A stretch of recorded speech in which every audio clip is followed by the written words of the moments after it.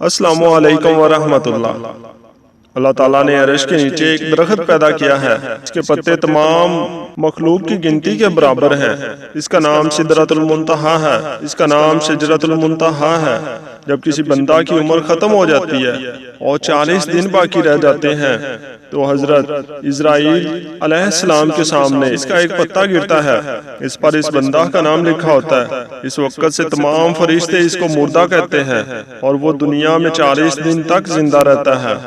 جب 40 دن پورے ہو جاتے ہیں تو ملک الموت اس کے پاس آتا ہے اور اس کے سامنے بیٹھتا ہے۔ اس وقت مریض اپنی بیماری کی تکلیف میں رہتا ہے۔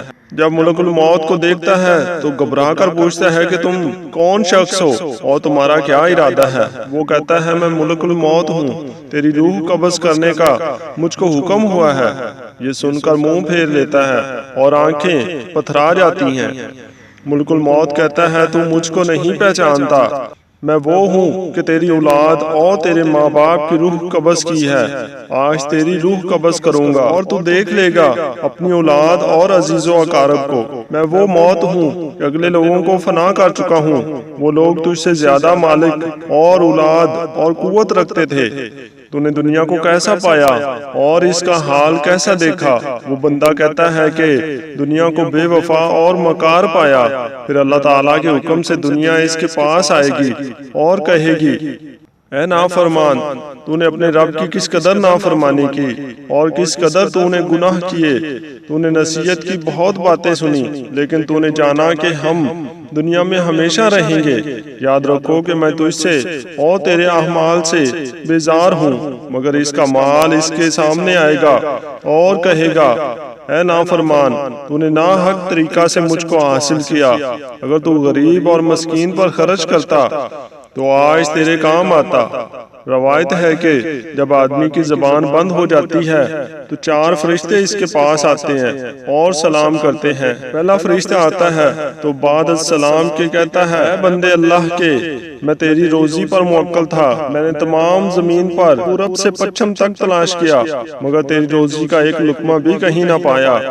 پھر دوسرا فرشتہ آتا ہے اور سلام کے بعد کہتا ہے اے بندے اللہ کے، میں تیری پانی پر موکل تھا، میں نے تمام زمین پر پورب سے پچھم تک تلاش کیا مگر تیرے پینے کو ایک قطرہ پانی کہیں نہ پایا۔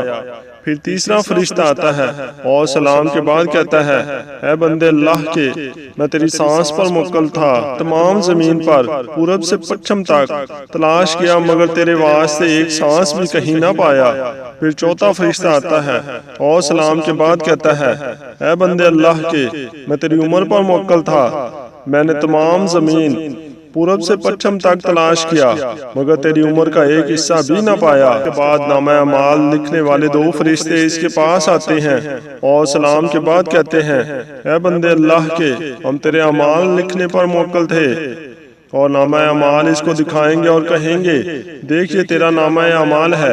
اس وقت میت کی آنکھ سے آنسو جاری ہوتے ہیں اور وہ دائیں بائیں دیکھتا ہے، نامہ اعمال پڑھنے سے ڈرتا ہے۔ اس کے بعد ملک الموت اس کی روح کو قبض کرتے ہیں۔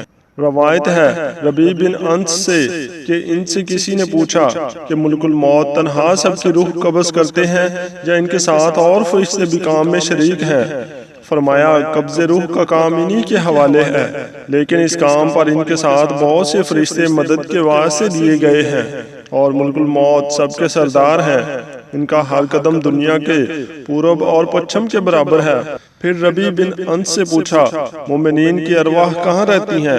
فرمایا 7واں آسمان کے اوپر سدرۃ المنتہا کے پاس۔ روایت ہے ابن عباس سے کہ بہت سے فرشتے ملک الموت کے ساتھ ہوتے ہیں جو میت کی روح قبض کرنے کے وقت آتے ہیں۔ ان میں سے بعض فرشتے روح کو لے جاتے ہیں اور بعض فرشتے میت پر دعا کرنے والوں کے ساتھ آمین کہتے ہیں اور بعض میت کی مغفرت کی دعا کرتے ہیں جب تک اس پر جنازہ کی نماز نہیں پڑھی جاتی۔ اللہ تعالی ہم سب کو فکر آخرت کرنے کی توفیق عطا فرمائے اور اعمال صالح کرنے کی توفیق عطا فرمائے، آمین یا رب العالمین۔